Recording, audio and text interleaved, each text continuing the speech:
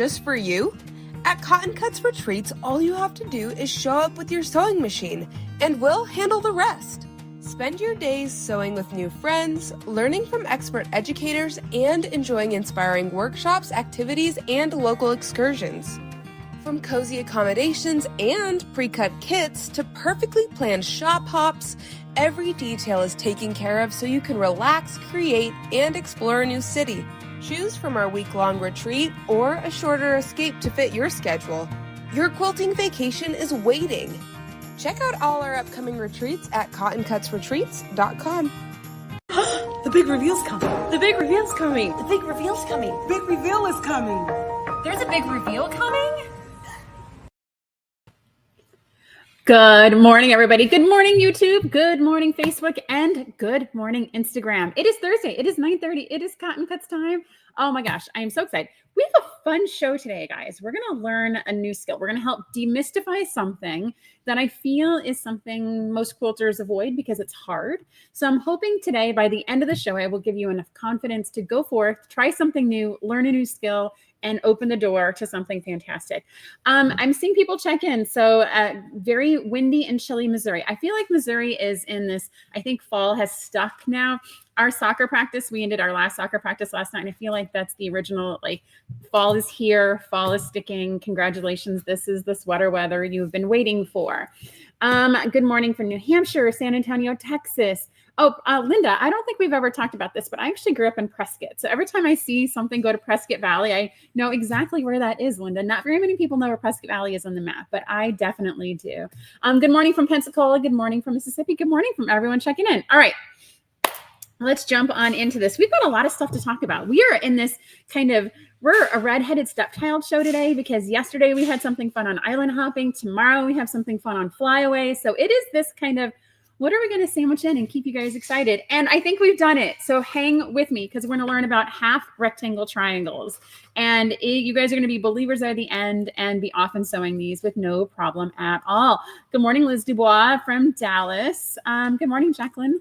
All right, so let's start as we always do with questions that are submitted by you guys. Go to cottoncuts.com/live to submit your question. These are handed to me. I don't necessarily get to see them ahead of time, and we'll see what Paula is choosing to surprise me with today. Good morning from Spokane, Washington, Denise. Okay, our first question comes for us from Jennifer Kowalski from Minneapolis, Minnesota. Thank you so much for your question, Jennifer. Hi, Kim. My daughter just had a baby, and I wanted to make a quilt for my new granddaughter, but here's the problem. My daughter's house is very modern and minimalist, and all my quilts are traditional patterns with lots of florals. I don't want to make something that she'll just, give me a second, that she'll just fold up and put in a closet because it doesn't match her style. How do I make a baby quilt that fits a modern aesthetic when that's not really my comfort zone? Any suggestions for pattern or fabric choices that might work? Okay. I can relate to this question. So I am what I will consider to be now a traditional quilter, right? I like bright fabrics. I like florals. I like traditional block designs on a white background. So I am a, bright, happy quilts. But what I found when my nephews were born is that my sister-in-law's house is very, very gray. And it's very, very minimalist, and it's very, very modern. And it is not in like a bright, warm palette that I traditionally associate with the house. And so I really struggled with this because I wanted to make a quilt for my nephews. These are, special people. I have special meaning, but I didn't know how to sew for this aesthetic. And so there's a couple of different levers you can adjust to be able to accommodate a color palette that might be outside your comfort zone. Because you definitely want to make a quilt that this child's going to love, that this child's going to grow up with, that's not going to get folded and put in a closet, and that they're not ever going to use. You want to make quilts that are going to be used and they're going to be loved. And so the first thing that I would consider is fabric choices, right? So I know that if you're traditional kind of mode of floral, skew towards something a little bit more neutral in palette, like an art gallery collection. Art gallery does fantastic modern fabrics. That's actually what I ended up choosing for my nephews. Was I found a black, white, and gray art gallery collection fabric that was very modern. It still had prints in it, so I could still be true to myself, but the color palette skewed more modern and more minimalist. And my sister-in-law loved the quilt that I made for my oldest nephew. And I made pillows to go with it, and it was in the nursery, and the child still has those pillows and like flings them at his brother all the time.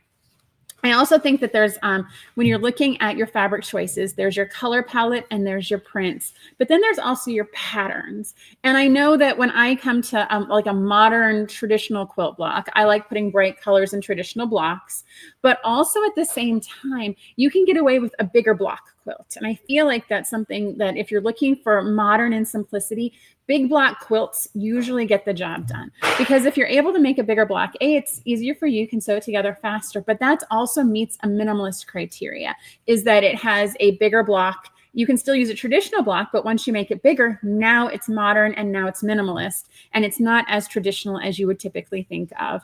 And then, you know, another thing I would look at is look at your daughter's home. Hopefully you've had a chance to visit your new grandbaby. Congratulations, by the way. But take a look at the home. Take a look at the nursery. See if perhaps there's paint chips that your daughter used when she was making the nursery or when she was putting colors inside the nursery that perhaps she can share with you. And that might be the backbone. And also, it is also absolutely totally fair and safe to ask. Be like, hey, I really want to make a quilt for my granddaughter. I know that my traditional aesthetic might not necessarily work. What do you think would make both you and the baby the happiest the long term? And so in that case, that I think if you hit all those levers, if you look at fabric choices, if you look at palette, if you look at pattern, and if you ask, I think you're going to increase your chances of making a quilt that both your daughter and your granddaughter are going to love. Okay, if you guys have any tips, I feel like this is not necessarily something that's unique to just this question, but I feel like it's something whenever we're gifting a quilt to someone who doesn't have the same design aesthetic or home aesthetic as us, sometimes we can struggle with that a little bit. So if you have any tips or tricks, definitely submit them into the chat wherever you are. Darcy's asking a question about flyaway clues, and I saw another one about you know, hey, we're missing some clues. So in that case, go ahead and email Carrie, but I'm going to talk about that in a second here as well, just so that way we can get you guys all your clues and make sure you guys stay up to date as quickly as possible. Marlene's asking Tula Pink's new gray work. Yes, that would be a fantastic kind of collection that has a neutral palette, but actually has a lot of prints in it. And so I feel like that's a great collection, Marlene, that could bridge this gap for making a quilt for a nursery. All right. And Greta's absolutely right. Email help@Cotton Cuts and we'll get you all fixed up. All right. So fantastic. Thank you so much for the question, Jennifer. Okay. Oh yeah. And I also sorry, a random thought just came to me. So your daughter is probably of a generation where she uses Pinterest. Perhaps she has a Pinterest board that might give you some inspiration and some ideas for the space for your grandchild. All right. All right. Next question comes to us from Marsha Williams from Tampa, Florida. Thanks so much for the question, Marsha. Hey, Cotton Cuts. I recently bought my first long arm quilting machine. Woo, I'm very jealous. And I'm completely overwhelmed. I've been quilting for years, but always sent my tops out to be finished. Now that I'm doing it myself, I'm realizing I have no idea what I am doing. Do you have any advice for someone who's brand new to long arm quilting? Should I take a class or just practice on my own? Or how do I stop being terrified of ruining a quilt top I spent months making? Okay. So Marsha, you're not alone. You bought a new piece of equipment. It's expensive. You don't want to mess it up. However, you've got to start doing little itty bitty bits and pieces at a time. I think taking the class is an absolute fantastic first kind of stop in the how do you get acquainted with your machine? Because in a class, you're going to learn not only technique, you're not only going to learn how to actually use the long arm machine, but they're going to teach you all the features. They're going to teach you all the knobs. They're going to teach you all the buttons. And so you will have more knowledge about how your machine works by taking a class than by just practicing on your own and trial and error and learning. And so I know that I was sewing for years. And then when Lincoln was born, I got a sewing machine and I actually took a sewing class. And I learned so much more about my machine in that class, even though I had years of experience. I'd made lots of stuff. I knew what I was doing. But in that one class, I learned so many tips and tricks that I might not necessarily have picked up on my own because I wouldn't have even known to ask the question. So I think a class, especially on the investment you've made in this machine, a class is a fantastic first stop. And you want a class that's going to teach you technique, but also everything about your machine as well. And then once you get home, I would suggest not waiting. You got to jump on your machine as quickly as possible, because what oftentimes happens is we take classes, we learn new techniques, and then we shelve it. Or we, take a project, take a block of the month class, we take a new technique class, and then we shelve it. And by the time we bring it off, it takes us so much more time to dust it off and relearn it. So I'm going to suggest that after you take that class, you get on your machine and you start practicing. And so I'm seeing a lot of tips here on the side. So I want to talk about them a little bit. And so because you guys have fantastic suggestions. And so Darla, hi Darla, is talking about talk to the person you've used as a long armor in the past. They likely have resources, tips, and tricks. That's a fantastic resource. The person you've used in the past could give you tips and tricks and things that they have learned. Buy them a coffee, buy them lunch, and I'm sure they'll share all their knowledge with you for that. Natalia Bonner has some lovely free online long arm lessons. Yes. So that's also another bit. Take the in-person class. I'm an in-person learner. Most quilters are visual. Take that in person. But then there's people like Natalia that have fantastic online classes. There are so many people offering online classes that if you have a very specific request, if you type it into YouTube, there's going to be videos there. If you type it into Google, there's going to be blogs and articles. So many people have knowledge online that if you get stuck with a specific problem, that's a fantastic, fantastic place to go. Jan is actually getting to what I was going to talk about next, which is now that you've taken the class, what do you do? And so Jana suggests get a panel or a yard of ugly fabric that you can practice on without fear of ruining a pretty top. I think anything you want to put in your machine just to practice on. So that way, definitely don't put that, pieced quilt that you spent a lot of money on. Start with something small. It doesn't even have to be a panel. It can be something along the lines of a sheet. It can just be anything that you want to play on and practice on, and just get a feel for the machine, get a feel for the swirls, get a feel for all the different pantos that you can use, and just start playing until you build up that confidence to actually work on a real quilted project. Let's see here. Watch lots of YouTube videos, practice sandwiches. Yes. Angela Walters has many videos and she's so supportive. I will second that, Jana. Angela Walters is fantastic. She kind of is this real quilter. She doesn't have the super highly glossy stuff. She's definitely, this is the real side of quilting and long arming. Angela's fantastic. And so I would say, your first project, don't put in that really expensive quilt top. However, once you're ready, once you're past beginner and you're into confident beginner, that's when you want to start putting in small projects. And so you can put in some pillows, you can start putting in some placemats, some table runners, some wall hangings. And that's where you can really start to just practice and start small. Don't put anything big in there, because there's so much technique with loading a big quilt top into the machine. You don't want to worry about, did I load it correctly? You want to worry about, did I quilt it correctly? And so to do that, start with the small project, start with that table runner, start with a bed runner, start with anything that's small, perhaps even a lap quilt, just so that way you can get used to feeling how it actually feels to quilt. And then once you're confident with your technique, you can then build up to a longer quilt that's going to take, where you got to work on the loading and making sure the loading is correct. And then you can work on a larger technique. Okay. I feel like that's killed all of my knowledge on long arm quilting. But if you guys are watching this and you guys have any suggestions, if you've bought that machine and gotten stuck, I think possibly, Marcia, one of the worst things to do is buy it, build it, put it in your basement, and never use it. Joe Mosley has this fantastic idea. This is another really good one as well. So practice on community giveaway quilts that are small. So it can be a quilt, and then that way, so as long as you're not feeling like you're wasting it, it can be a quilt that you can donate, right? There's a lot of needy folks in communities, especially this time of year. So if you want to start on a small quilt and then donate it, that's a fantastic use of your practiced quilts. I think that's great. Let's see here. Liz is talking about, she just learned about water dissolvable thread to use on practice sandwiches, skill builder blocks. I have new Cutie Breeze and will use there to practice. Yeah, I feel like that's it feels like Star Trek-y, but evidently, so there's water dissolvable thread, which Liz is going to try, and she will come back and tell us how it works. But that's a great way to practice and then dissolve the thread and be able to restore back to whatever project you are working on. So, but I guess the question is, Liz, I think you can only use it to practice. Like, you wouldn't want to use water dissolvable thread in a real project, because once you wash it, it's gone, unless it's a wall hanging, in which case then I think it'd be okay to use. But I think it's an interesting, Liz, you have to let us know how this works. I feel like this might be like the friction pen, where you're marking on your projects and it's supposed to go away and then it comes back. I would love to know, Liz, if this works or not. Please, please, please keep us updated and posted. All right, Marcia, I hope that's helpful for you. Definitely check the comments. There's lots of long armers in the group and people that have used long arms. It's a fantastic way to kind of build those skills, but you have to get on the machine and you have to start using it and you have to start practicing. Please don't delay. Don't let it collect dust. All right. Marlene's saying that the water dissolvable thread is great for basting. Yes, and only on practice pieces. I feel like that's a great. Anytime you put thread in place and you want to be able to make it go away, that'd be fantastic use. All right, so let's talk about things going on in the shop. You guys, we are shipping machines this week. We have filled every day 2 to 3 mail trucks every day this week, last week, at the end of the week as well. And so it is bonkers the amount of things that are leaving here. Like, we're making tons of space for our next mystery quilt to come in, which is always this cycle we're on. So the first update is clue 4 of Under the Sea,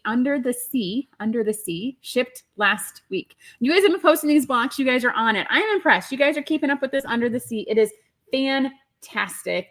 Keep posting your photos. Keep posting your encouragement. I love seeing that. We have shipped a ton of Rosa's Holiday Your Way. We are almost done shipping Rosa's Holiday Your Way, so that way everything can be in place by December 1st, so you can count down to the holidays as you wish. We have a few left. We have a few fabric boxes left. We have a few notions boxes left.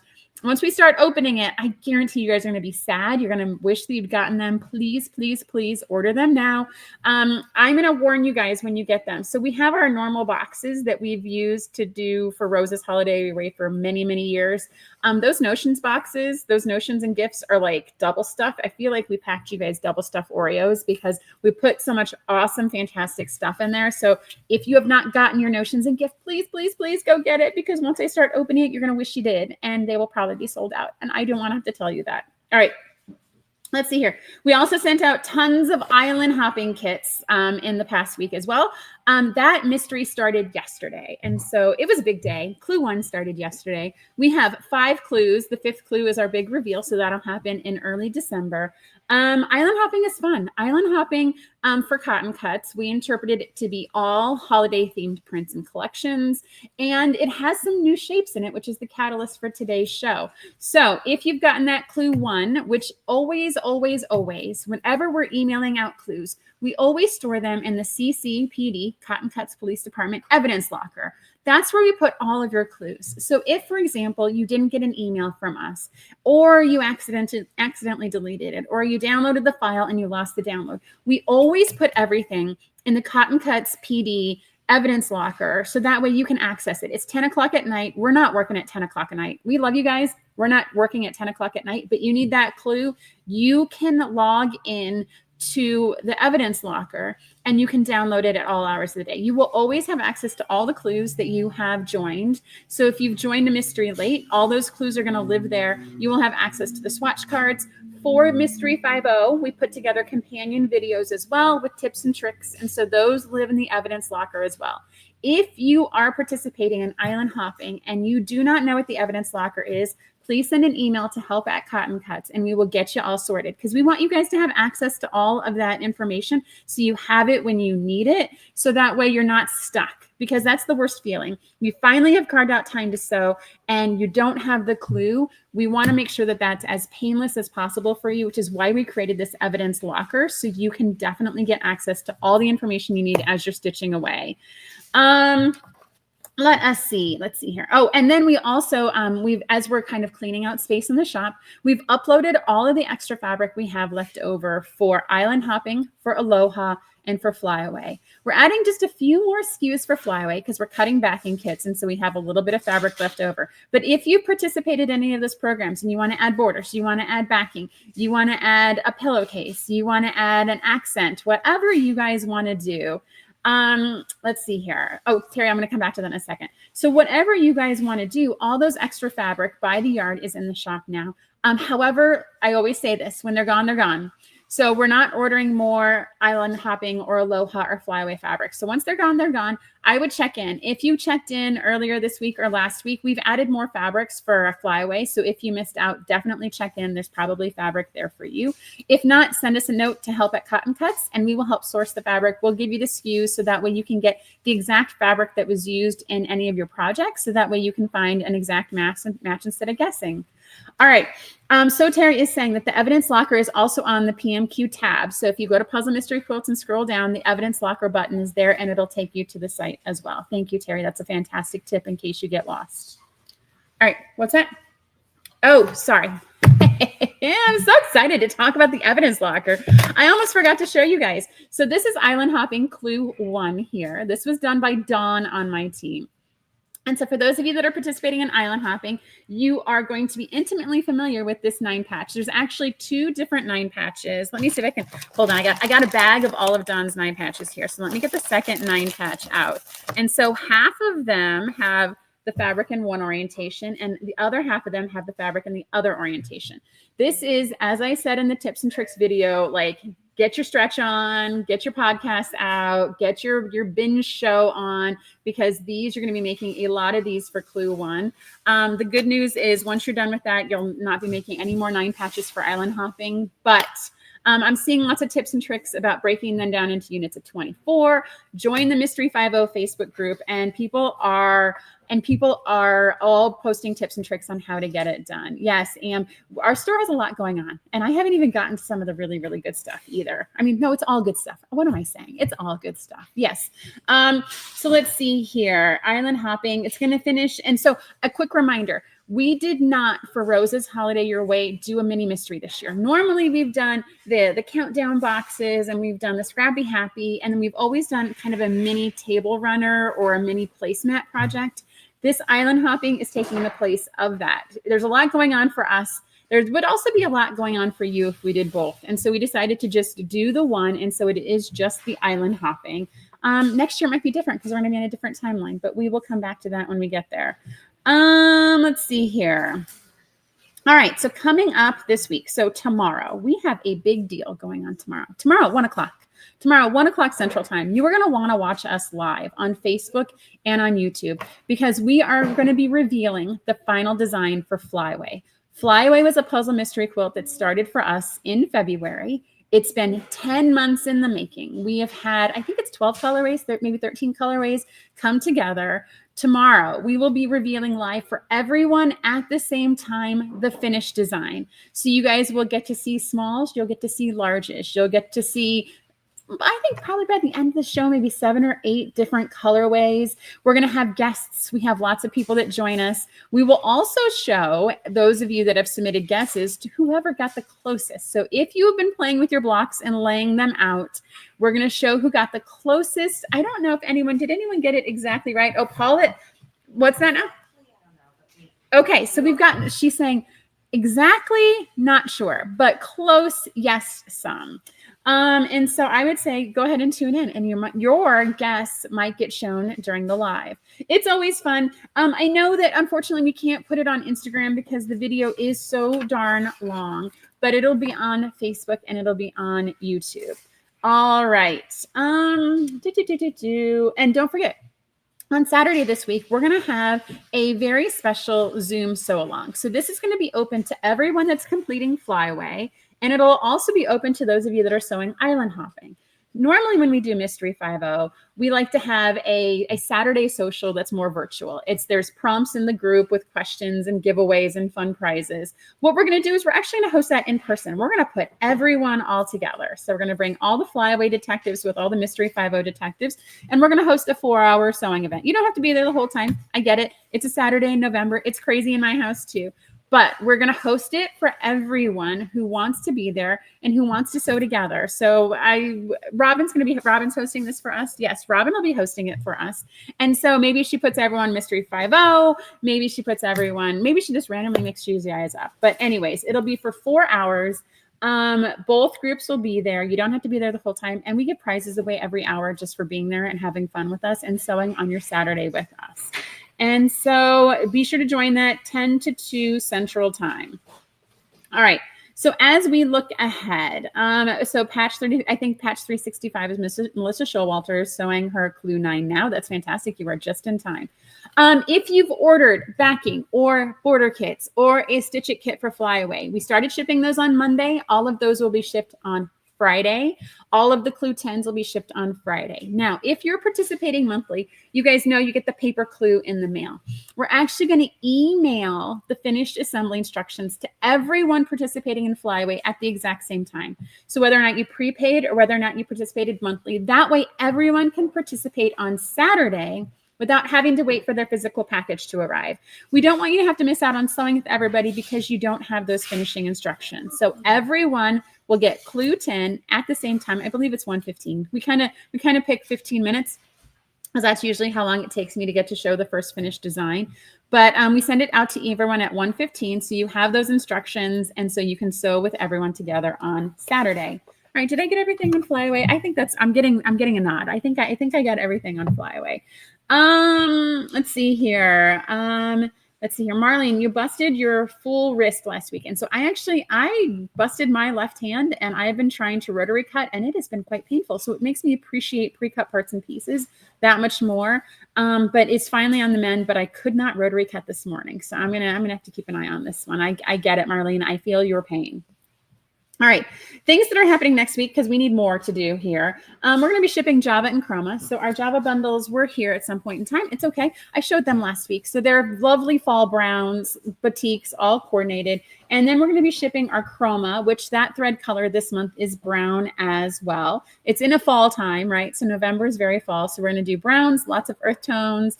Paula is running, and look at this. She's going to make me reach for it. Okay. So this is our November Java. So if you're a member of our Java club, or if you're a platinum member and you chose Java this month, this is the bundle you will be receiving.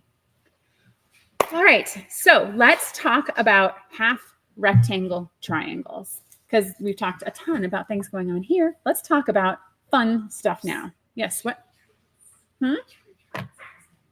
Oh, I gotta talk about retreats. Okay, so don't forget, you guys.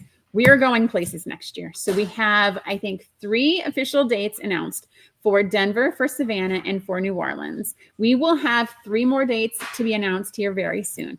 Sign up for Cotton Cuts Retreats at cottoncutsretreats.com. Get your spot in place. I think they're now about half sold out each. You guys do not want to miss out on this. This is going to be a ton of fun.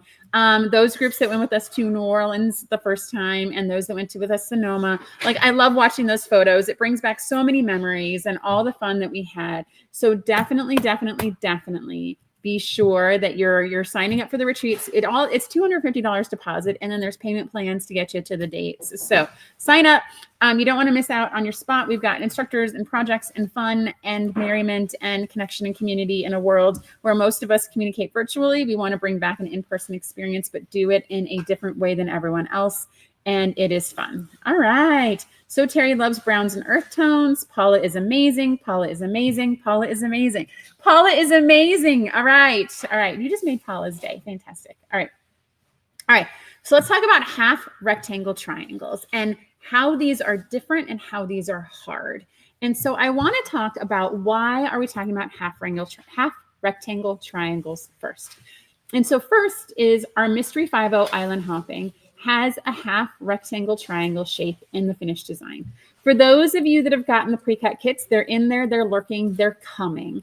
And so it's important for us to understand what makes a good half rectangle triangle. And it is also, I saw Bonnie Hunter is doing her annual mystery quilt, and she is also using half rectangle triangles. So when things like this happen, when we have big programs that use common shapes, it starts to be something that we're going to see again and again and again. And so we thought it would be timely to talk about half rectangle triangles on this show to get you guys confident enough to try it, to love it, and to embrace it, because we're going to start to see more of it coming into the future. So I had Paula pull some photos of some inspiring quilt designs that use half rectangle triangles. And so she's going to show them on the Facebook feed and on the YouTube feed. And so here are some quilts that are made using half rectangle triangles. And so I want to talk about this, the notes that I have for the show, talk about how the difference between a square and a rectangle, guys. So every square is a rectangle, but not every rectangle is a square. And so I want to start first with a shape that we all know and love. So we all know this guy. We all know our half square rectangle, right? Our half square triangle, excuse me. And so it's got, these equilateral triangles that are sewn together. We sew them on the diagonal. This is a common building block for quilters. If I was to ask a quilter to make a half square triangle block, they could do this. And this little lovely guy, you can rotate it. You can do so many things with it. It is very easy to sew. It is very easy to make, and it is very versatile. You can put a whole bunch of them together. You can rotate some, and you can build a lot of interesting shapes with this. This quilters can do very confidently, very easily. and not a problem at all. Once we get into this shape, this is where the wheels kind of come off the bus a little bit for a lot of people. And so once we start talking about a half rectangle triangle, it is technically defined as something that it's longer than it is wide. I mean, that's kind of a rectangle gain, and it has 90 degrees in the corners, right? Again, this is what defines a rectangle. But in order for it to be half triangle, it has this diagonal edge along the side here. And so why is it hard? So the first reason why it's hard is that this has a very long bias edge to it. So we've talked about biased edges on a lot of previous shows. And when we talk about them in this context, it's usually pretty easy. This is probably one of the strongest biased edges because it's at a 45-degree angle for your triangle. Once we start talking about this, now depending on it, it could be a 30 and 60-degree triangle. Angles in your corners. And once you have that long run and you are not at a 45-degree edge, you've got some bias edges that can be pretty terrifying for folks to actually sew up. And you've got that long edge. The other piece to it is you have to unwind everything you know and love about this shape in order to be able to sew this shape. Because this one is not as universal as this guy. Like this way and this way, it's got a couple of different directions to it. It's not the same this direction as it is this direction as opposed to this guy. So your dimensions are going to be very different. And then the other bit that's problematic is what I showed you when we first started. When you do half rectangle triangles, you can actually make two different shapes. And so sometimes it's called left slant and right slant. Sometimes it's called left facing and right facing. And so I know that in our traditional quilting world, we're used to making our squares and we cut them all on the diagonal and we get them all cut and then we chain piece, we chain piece, we chain piece, we chain piece. And before you know it, we've got this universal building block that we know, love, and can use. If you take this design and you cut them all on the same angle and you stitch them all together, you're going to end up with all shapes that are like this and none that look like this. None that look like this. And the beauty of using this shape is the ability to put these together and get those nice points that you like right there. Wheels and brakes come off. Yes. So in this case, right, you want to be able to have some of this and some of this. And so if you fall into your traditional quilting comfort zone, cut, sew, you're going to end up missing how to make two different shapes that are going to add so many elements and layers and designs to your quilt. And so the left face and right face is important. When you're working with this shape, it's important to know if they're all left face, if they're all right face, or if they're half and half. And so make sure that you're paying attention to that. And I'm going to show you how it can be confusing in just a minute. There are a couple different techniques on how to sew this shape. So I'm going to start first with you have no fancy rulers, you have no fancy gadgets, and nothing is pre-cut. So say you want to make a 3-inch by 6-inch half rectangle triangle. So what most commonly is done in a world with no fancy rulers, no fancy techniques, is you cut it bigger and then you trim it down. And the general rule of thumb is that you add 1 inch extra to the width and 2 inches longer to the length. And so you're going to cut both of your pieces of fabric in this direction. You're going to make 2 of them at a time that are both either left facing or right facing. So you're going to cut this here and you're going to have, in my case, another piece of blue paper, and you're going to cut them 1 inch width more and 2 inch longer. Now, when you put them together, right sides together, because we're quilters, and so I'm not going to ask you to unwind that, thankfully, but when you put them right sides together, you're going to then cut them on the diagonal. This is one method. And when you guys look at tutorials, you're going to see this. This is a pretty common method. So you're going to cut it at its angle. Now, this is important because that cut is very different than this cut. So you need to be paying attention. Are you cutting it this way or are you going to be cutting it this way? Because that is how you get the 2 different triangle shapes, is it depends on your cut. So as I was saying just a minute ago, if you cut them all this way, you're only ever going to make one of those shapes. You have to alternate the diagonal that you cut. And I know when we're looking at those squares, it doesn't matter which points you cut diagonally. But in this case, it very much does. And it starts at this step when you're cutting on that diagonal.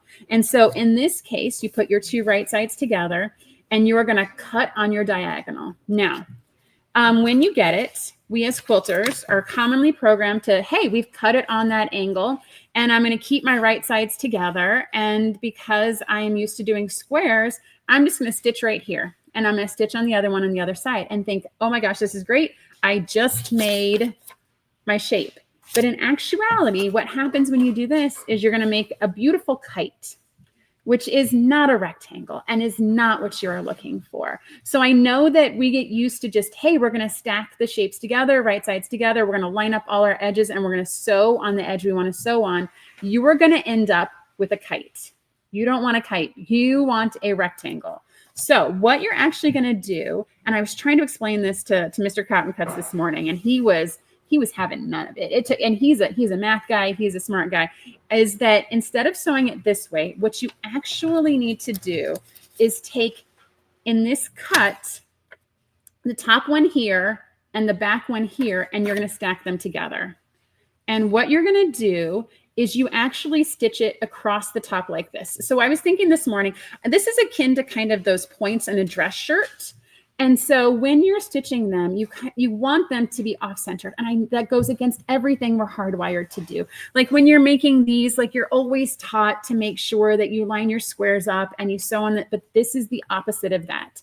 So this would be the right side of my fabric. This would be the right side of my fabric. And you're going to stitch along this edge here. Now, when you're doing this, this is the other bit that is also unwinding almost everything you've been learned. You want these little dog ears to hang off to the side about 1/4 inch on both the front and the back. Because it's an odd angle, because it's not 45 degrees, you have to have those ears hanging off the sides. So that way, when you press and flip it, it actually comes out as a rectangle. Again, this is what you have to do if you are cutting squares and if you're cutting rectangles from yardage, you don't have a ruler and you don't have a pre-cut kit. You want those tails to hang off just a little bit on both sides and you want to stitch. And then what happens is magically you've got this guy, right? So by stitching on that side, you're going to get one of these. And so you're just going to repeat that. You're going to sew the right sides together. You're going to offset your points a little bit and bam, you're going to have exactly what you need. Making sure that you cut correctly. So are you using cut 1 or cut 2, stitch them together, bam, you've got the pieces that you need. Okay. What's happened though, is because we cut it bigger than we actually needed, we have to trim it down. I like this method if I don't have a ruler or pre-cut part and piece, because there's a lot of variability in this. There could be opportunities for error. So say, for example, I'm going to zoom in, like say if my point is like this or like this, like there can be variability. And if I'm sewing, as Janet just said, 16 of these, right? Any sort of variability like that, you want to be able to adjust after it's sewn rather than try to get it perfectly through your machine, depending on the type of quilter you are. And so by making it bigger, you're actually going to get this piece. You will use your traditional ruler, your traditional mat. You're going to line up your angle and you are going to square it off. It's not as easy as a square, guys, because you can't just cut here a certain amount and cut here a certain amount, because look what happened to my diagonal. It's no longer centered. So you have to be very careful when you cut smaller that you're going to go on the inside of it to make sure that your corners match your points. Again, lots of tutorials online on how to trim it down when you make it bigger, because remember, we made it bigger when we did 1 inch and 2 inches on the sides. And so by stitching it, you're going to actually trim it down to the 3.5 by 6.5, to the 4.5 by 7.5, whatever you're looking for. You're going to trim it down so that way all of your pieces are the same dimension. That's part of the cost of adding these dimensions to the beginning, is that you then have to subsequently trim it. This is not a no waste method. This is a 2 at a time. Secrets to good points. It is really down to, on this shape, you have to know where your hypothetical intersection is going to be. And so the tutorials will talk to you about that, because you don't necessarily want your corner to end perfectly at that intersection. It does need a little bit of a seam allowance because these are not 45-degree angles.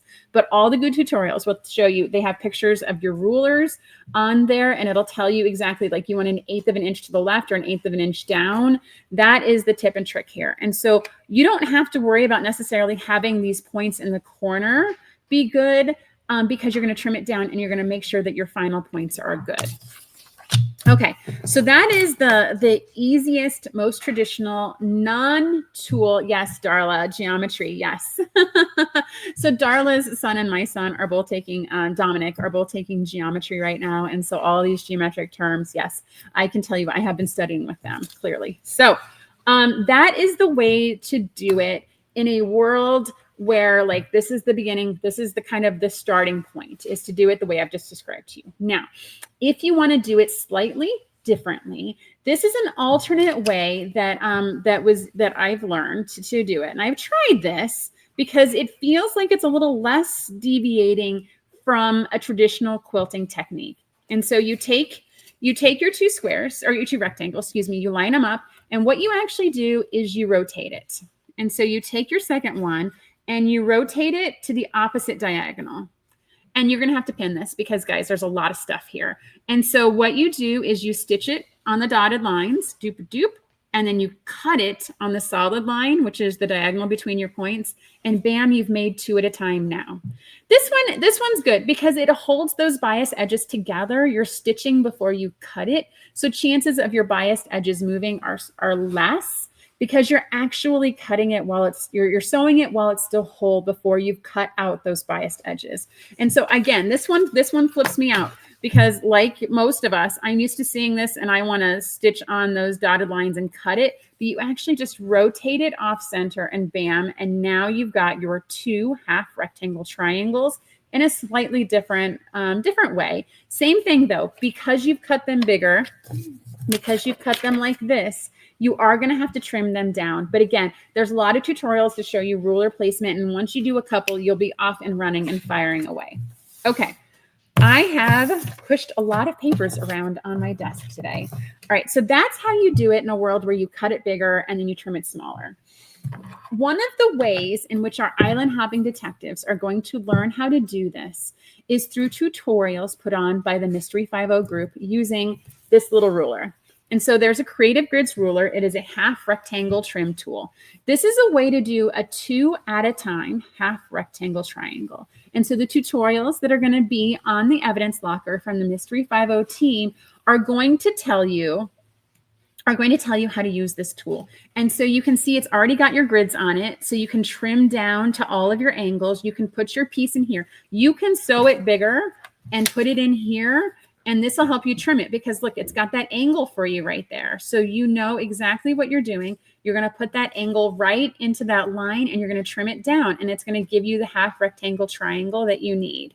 You can also, I can play with this all day, guys, but you can put this here and it'll trim it just a little bit for you. But the idea is that this takes out any sort of complicated, angles. If 30 and 60 degrees, 30 and it's not your thing, this will help simplify it because all you have to do is lay your part and piece in here, you line up your angles, and then you trim it. And don't forget, anytime we're using rulers, we want those lines, we want the black lines to be on top of your fabric. We don't want it to be off your fabric. We want that black line to be on your fabric when you're cutting and when you're trimming. Yes, so for all of these, it is recommended 1 inch wider, 2 inch longer if you're going to be trimming them down. So this is the ruler that the Mystery 50 team is recommending. This is also the ruler that Bonnie Hunter is recommending for her mystery as well, using half rectangle triangles. Now, this is expensive, right? I get it, guys. We have these in the shop. Not everyone can afford these. There are other alternatives to using that specific ruler. Block Lock, which is a fantastic company, makes rulers that have grooves on the bottom side. So there's going to be a groove on this back side. And what you can do is you lay the Block Lock ruler on top of your seam and it'll actually lock it in place and you can trim around it to make sure that you hold all the dimensions around your line. Now, there's all sorts of rulers and gadgets and gizmos you guys can use for this as well. There's Deb Tucker has another ruler as well. When it comes down to it, this is really the one that I see the most talking about because it's just so easy to use and it is the most successful.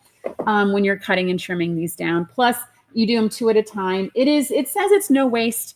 I think it might be a little bit of a waste. You know, you've got that inches that you're cutting around. But like I said, the tutorial from Mystery 50 is going to follow all of that. Melissa Feldhout, yes, we're going to talk about what to do when you start sewing these. I'm just showing you kind of methodology to give you some insight when you're looking at tools online. The last one is one that I've never used for this, but could very easily work, and that's paper piecing. So you guys, there's templates out there for half rectangle, triangle paper pieces. If you want to just take your 2 pieces of fabric, lay them down, flip them over, fold, and then cut the paper to get the right shape, that definitely works as well. There is no knocking that. It is a fantastic use of the paper piecing technology. Paper piecing technique is to use paper piecing, flip them over. Then you don't have to worry about any of these angles. You don't have to worry about any of these shenanigans. You can come up with a template and say, and on your template, blue and pink. And so you just put your blue fabric here, put your pink fabric here, stitch them together, and you're done. It's super simple to do paper piecing. You can print that on a home printer. You don't have to do anything fancy for it as well, but it is another technique. It is a little slower because you're not cutting everything and just doing straight stitches. You've got the flip overs and you've got some scraps and everything left over, but it definitely, it is, if you are fearful of this and those biased edges, this does take some of that complexity off the table. The last one I want to show you is the Cotton Cuts die cut pieces. And so we've invested in a die here at Cotton Cuts that makes a finished 3x6 half rectangle triangle shape. And that's what we've included with our island hopping kits. And so for those of you that are participating in island hopping, these are the shapes you're going to get. So you can see you're going to get some that are left facing, some that are right facing. Here, I'm actually going to make this work correctly. We've cut off those dog ears for you. We are going to be creating a tutorial video for those that are participating in island hopping to show you how to line up these corners, so that way you can get perfect off the sewing machine 3.5 by 6.5 inch half rectangle triangles every time. And so we've been playing with it here. We've been testing it. We've got some tips and tricks. We're going to show you the technique, and then we're also going to tell you to practice, because we're going to have to practice this before we start zipping through chain piecing all of these. But when we've done the tests here, we've been able to take these pieces, we stitch them together. And that's actually, I mean, because I was using paper, that's what I used to make these guys. And so you can see there's just a little bit of a dog ear here and a little bit of a dog ear here. But when I measured this, this is exactly 3.5 by 6.5. Paula is absolutely right, Josie. These rulers we have in our shop right now. And there's actually, I think there's kind of a shortage of these. I don't think Creative Grids was anticipating 2 big programs to use this ruler at the same time. So it might be short in some places. I think we have maybe 5 or 10 here-ish. So if you have not gotten yours yet, I strongly encourage you guys to get over there soon. I don't know when we're going to be able to restock them. Okay, so do's and don'ts for these. So as you're starting to jump into these patterns that are calling for this shape, make sure to cut those rectangles in opposite directions when pairs are required, because it is just, it's that sometimes it's left, right. Sometimes it's bottom to top. Make sure that Janet, I'm going to come back to that. Make sure that you're cutting in the correct direction, because cutting direction does matter. Please don't get thinking that it's all one direction and everything is going to work out great. There are definitely 2 directions. That's the one piece I want you guys to take with you from this, is that cutting on that diagonal matters. Let's see here. Don't forget, in this case, this is one of those shapes, and I know Mystery 50 does this a lot, and there's a lot of groans whenever this happens. These seams should be pressed open. Because of the long biased edges, pressing those seams open will help them lay flatter, and it will also help hold your shape truer for longer if you are pressing them open. When you're trimming, when you're using any of these trim tools, when you're using your rulers, it is recommended to have a small rotary mat, so that way you're turning the mat instead of moving your shape around as you're trimming. That is just one of those tips and tricks, especially when you're doing a large volume of them, that will make them go faster. And make sure to label your left versus your right if your pattern uses both, right? And depending on the pattern you're using, make sure that is it left facing, right facing? Is it left slant or right slant? Those are used interchangeably, but make sure you're marking your parts and pieces and you don't mix these up. That's going to lead to a whole bunch of consternation when you go to your final layout and realize that you have 16 of these and 4 of these. You definitely want to make sure everything is labeled and counted as you're stitching it and putting it together. Yes, so the don't category. Don't forget to mirror your cuts. Don't assume it's the same as a half square triangle. Don't stretch it. You're ironing, not pressing. And don't mix up your fabric orientation. Now, this is something I'm going to harken back to one of the shows that Dominic did, where he was talking about warp and weft. And so I know those are technical words. We don't necessarily talk about warp and weft a lot. But when you're cutting these shapes from your yardage, I am going to encourage you to cut your rectangle in the same orientation. It does not matter if you're cutting them all with the fabric or if you're cutting them all run of fabric, but make sure you cut them all the same direction so that way your bias edges are consistent. If you have some that you cut this way and you want to be super efficient and you start cutting some this way, the warp and the weft are going to stretch differently in the fabric. So make sure when you're cutting your rectangles, they're all either with the fabric or they're all run of fabric, but make sure they're all cut from the same orientation in all the fabrics you use. Otherwise, you're going to start pulling your hair out because your top fabrics are going to start stretching differently than your back fabrics, and it is going to be a mess. So make sure you're cutting them out the same. That is a huge tip and trick. Dominic reminded me of that this morning. He's like, Mom, we talked about warp and weft. Make sure just to remind everyone about warp and weft. Let's see here. Job carefully with that bottle. It rarely improves my sewing and kitting. Let's see here. We do have a few colorways left of pre-cut kits. Yes. So Paula's going to remind me at this point. We do have a few colorways left of pre-cut kits. And so if you want to get these half rectangle triangles that do this, that have these corners cut and that are going to, you're not going to have to trim down. Everything is going to come out fantastic. You can still get in on those.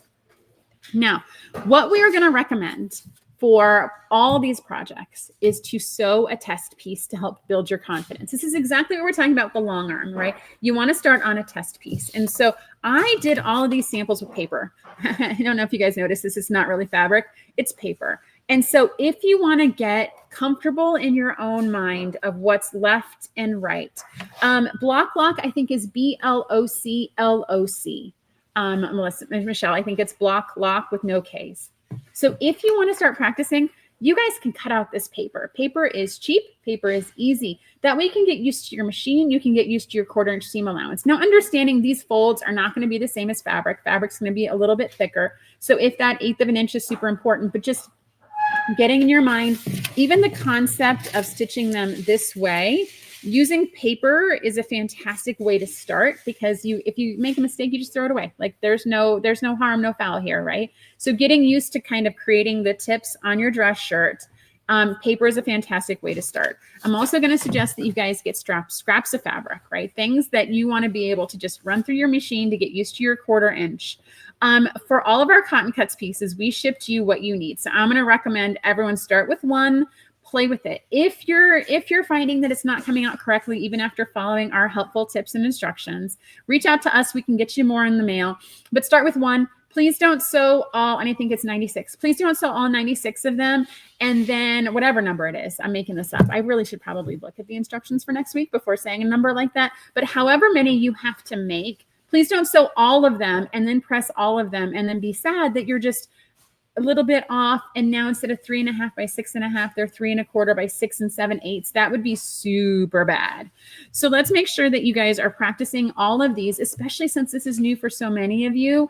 Practice all of these and, just make sure that you're asking all those questions. If you get stuck, we are here to help. If you get stuck, the Facebook group is a fantastic place to go for help. We want you to finish these quilts. I want to say that again. We want you to finish these quilts. We want you to be happy with the outcome. And I know that this is a new skill and it's hard for a lot of people, but it is so easy with the pre-cut parts and pieces, and we will help you and we will help hold your hand to get through it. All right.